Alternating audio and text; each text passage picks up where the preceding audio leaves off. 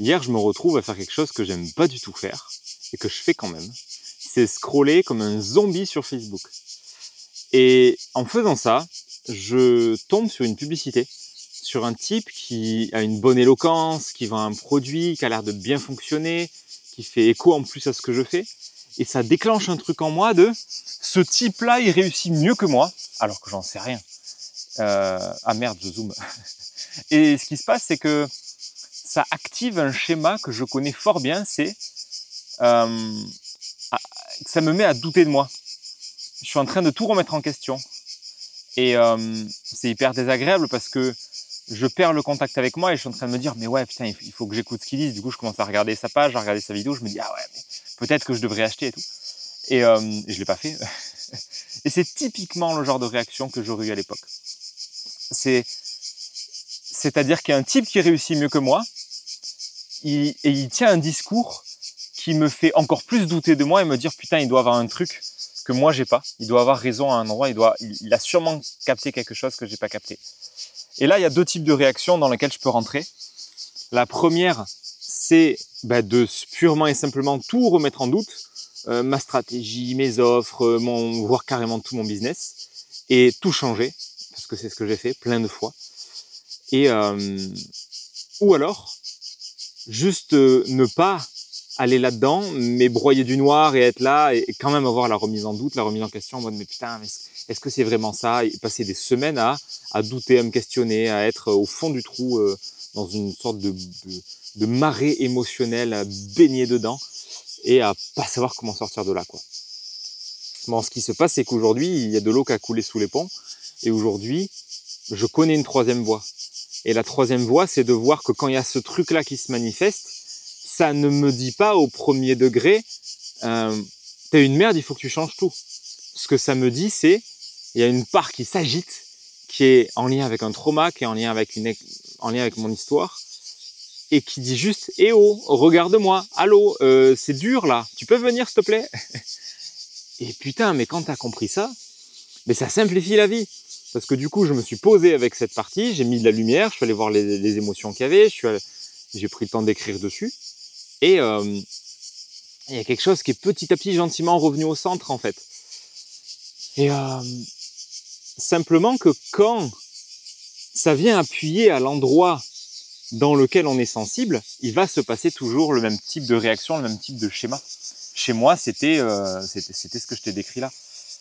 Et le gros problème de pas avoir conscience de ça, c'est que ça revient après à partir à m'éloigner de moi en fait. Tu vois, je serais encore là à acheter des programmes, à acheter des trucs de coach, des gens qui prétendument savent mieux que moi. Parce que cette partie de moi, elle se raconte très très fort que les autres savent mieux que moi. Du coup, moi je me laisse de côté, je laisse de côté ce que je ressens vraiment. Et il y a un truc qui dit, écoute lui là, lui il a l'air de vraiment savoir ce qu'il raconte. Il est éloquent, il a un bon micro, il a l'air d'avoir plus de réussite. Donc, ce qu'il dit doit être vrai. Ce que je te dis là, avant, c'était pas conscientisé. Hein. Mais c'est ce qui se passe en fait. Ça paraît même puéril à un endroit de se dire ah ouais, mais c'est ce qui se passe. Et il n'y a pas à juger une part de soi. C'est ouais, ça parle d'une part enfant en moi, bien sûr. Mais il n'y a pas à la juger, à l'étiqueter, à dire non, non, non, à dire c'est des conneries. C'est ce qu'elle vit. La tristesse ou le désespoir ou le désarroi, c'est ce qui est là. Donc moi je suis là et comme un adulte, comme un parent pour son enfant, je suis là et je reste avec, je reste dans l'œil et je suis comme ça l'œil du cyclone dans lequel je peux accueillir l'intensité et le bordel. Parce que la part de moi qui m'a fait tant de fois changer de business, changer d'offre, changer de stratégie, passer des mails aux vidéos, passer des vidéos à la publicité, passer de la publicité aux emails quotidiens, arrêter le paléo, démarrer un truc de business, puis après chercher sur la séduction, et ne pas arrêter de changer des trucs dans mon activité, ce n'est pas ce qu'elle demande la partie de moi en fait. Ce qu'elle demande juste, c'est de l'écoute et de la présence. Elle attend pas du tout que je fasse quoi que ce soit. Mais moi, au premier degré, une des tentatives, du coup, c'est la fuite. Et c'est la fuite en faisant plein de trucs. Mais au final, que je sois dans une sorte de fuite, en remettant tout en question et en faisant plein de choses et en m'agitant pour créer des nouveaux projets avec enthousiasme, en me disant mais oui, c'est une bonne idée de démarrer quelque chose de nouveau. C'est sûr que c'est ça. En fait, je m'étais trompé. La bonne voie, elle est là. En faisant ça, c'est de la fuite. Et en broyant du noir pendant des plombes et en faisant du scrognogno sur moi-même, je suis dans une sorte d'inhibition de moi, une sorte de maelstrom émotionnel. Dans les deux cas, je suis en fuite, je suis en inhibition. Je suis pas en contact avec moi. Donc, il y a une troisième voie dans laquelle je peux être. Il y aurait d'ailleurs une troisième stratégie, une troisième réaction, plutôt en attaque, en mode non, mais de toute façon, c'est de la merde, c'est tous des cons, et ces formateurs, c'est des menteurs et machin, et ben, ça marche pas. Bon. Mais il y a une troisième voie ou une quatrième voie qui est celle du juste milieu de ok, en fait, je reste avec ce qui est là, je reste avec le drama qui est là, qui me demande rien d'autre que ma présence. Et tu sais quoi, au bout de, je sais pas, ça a pris peut-être une bonne demi-heure, une bonne heure. J'étais activé toute la matinée, je savais pas pourquoi, et après j'ai mis en lumière ce truc-là. Et ça a pris quoi, même pas une heure en fait.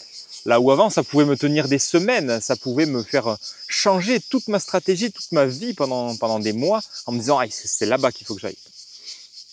Donc c'est ce qui se passe. Et tu me diras en commentaire si ça fait écho pour toi ce truc-là. Et j'ai envie de te raconter quand même d'un point de vue énéagramme, qu'est-ce qui se passe, pourquoi l'énéagramme est éclairant à cet endroit-là et en quoi comprendre sa personnalité profonde, ça aide à se décoller et à avoir une vision beaucoup plus claire de ce qui est en train de se passer. Ce qui se passe, c'est que moi, avec ma structure, ça vient me déclencher dans ma compulsion d'échec. Comme moi, j'ai développé plutôt la version phobique du 3, je ferai une vidéo dédiée très bientôt là-dessus. Du coup, j'ai développé un côté 3 de pas trop me montrer, de plutôt rester caché, d'avoir honte de ça, il faut pas se la péter, il faut pas trop faire des vagues, ce genre de choses. Du coup, le succès des autres ne va souvent pas m'inspirer, mais m'activer. Surtout si c'est un truc où je me dis, je pourrais faire ça, je pourrais en être là, et j'en suis capable, et il est pas plus intelligent que moi, etc., etc. Il y a un truc qui se dit, je pourrais tout à fait vivre ça, pourquoi je le vis pas? Et du coup, ça crée la réussite d'un va déclencher, me mettre face à ma compulsion d'échec. Donc ça fait coucou le point 3, ça met mon système en stress, et ça va déclencher toute une cascade, où là, le 3 chez moi, il est en lien avec le point 6, et le point 6, avec mon mental en soutien. Du coup, je vais mouliner sur en fait, mon émotionnel, il part dans la choucroute, et je tourne en boucle sur mon mental avec tous les traits égotiques du 6. Donc, je commence à douter de moi, je commence à avoir peur, à anticiper, à angoisser, à me dire, ah là là, est-ce que je suis vraiment au bon endroit? Je sais pas. Doute, remise en question perpétuelle, questionnement, mais affolé, tu vois, comme un enfant affolé, avec la partie la plus immature du 6. Et du coup, la question des cadres qui est très prégnante, c'est-à-dire que je dois m'en remettre à un cadre extérieur à moi parce que ce coach et ce formateur, c'est mieux que moi, bien sûr, ce qui est bon pour moi. Donc, je dois l'écouter, je dois plus m'en remettre à ce que ce type il dit parce que probablement qu'il sait mieux en fait. Donc, ça me fait partir du 3 vers le 6 avec les traits égotiques du 6 où je suis plus du tout dans mes pompes en fait. Alors que ce qui serait vraiment, ce qui est vraiment la porte de sortie pour moi, la clé précieuse pour ouvrir la porte et sortir de cette roue-là terrible, c'est de revenir dans mon centre, de revenir dans l'essence du 3, de l'authenticité de ce que je vis, de ce qui est là, de ce qui me traverse, c'est tout.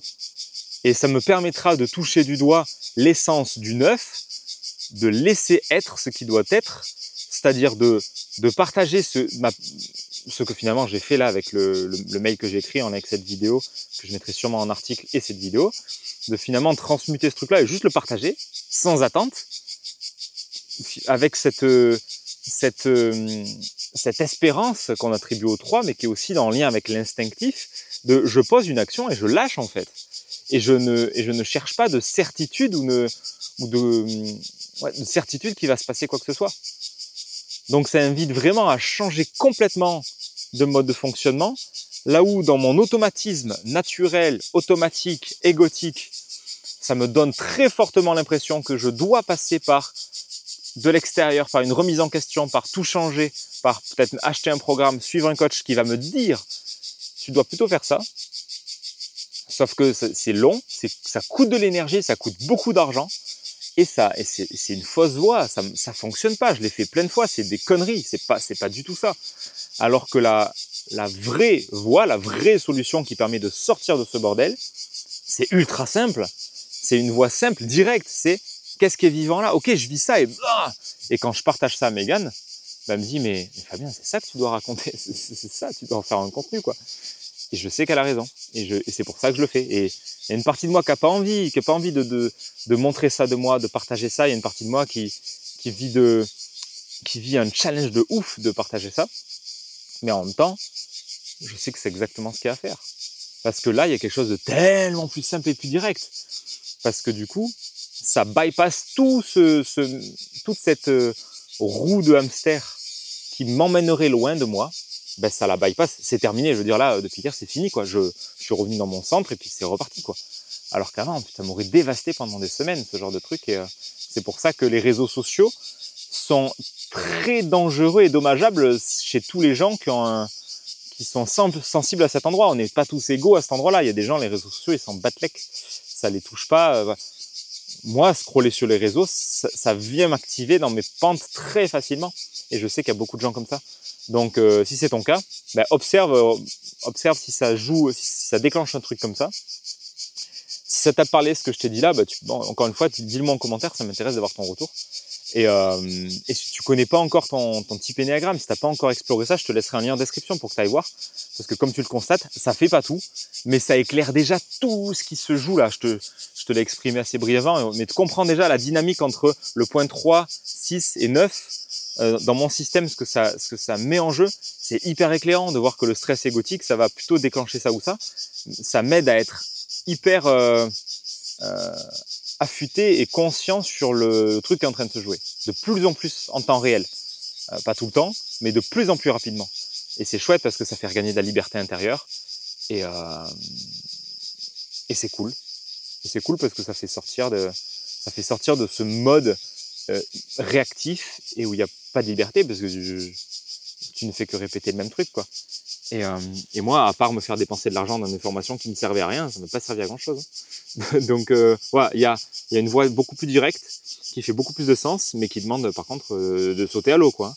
Parce que c'est pas aisé de faire des vidéos comme ça. Voilà ce que je voulais te partager, c'est tout pour moi.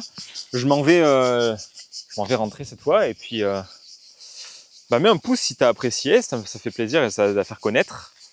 Et puis à bientôt pour la prochaine.